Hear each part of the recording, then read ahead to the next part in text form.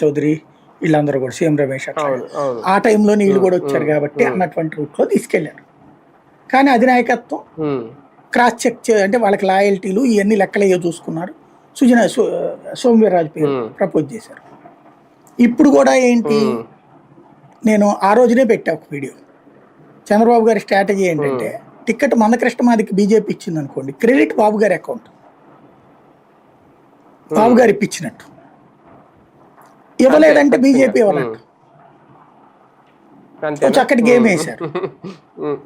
ఆ ట్రాప్ లో బీజేపీ పడలా. ఆయన చేరలేదుగా మందకృష్ణమాదికి బీజేపీలోకి. చేరి కొంతకాలం పనిచేసి అడిగారంటే ఒక అర్థం ఉంది. చేరలేదు కదా. ఆయనకి ఇప్పించమని అడిగినటువంటి చంద్రబాబు గారు తనకు వచ్చిన సీట్లలో రెండిట్లో ఒకటి ఇచ్చి ఉండాలిగా. మందకృష్ణమాదికి ఎందుకు ఇవ్వాల? అదే కదా, ఎవరు ఆపమన్నారు ఆయన? ఏమైనా భవిష్యత్తులో ఇస్తారని చూడాలి. ఇంతకుముందు వైసీపీ టైంలో కూడా ఆర్ కృష్ణ ఏం చేరలేదు కదా, చేరకుండానే వాళ్ళు ఇచ్చారు. వైసీపీ సిస్టమ్ వేరు, వీళ్ళ సిస్టమ్ వేరు కదా. వైసీపీ బీజేపీ ఒకటి కాదు కదా, ఎవరి పాలసీ వాళ్ళకు ఉంటది. అంటే రఘురామకృష్ణ చేరలేదు కాబట్టి టికెట్ ఇవ్వలేదు, ఈయన చేరలేదు కాబట్టి టికెట్ ఇవ్వలేదు అనుకోవచ్చు కదా.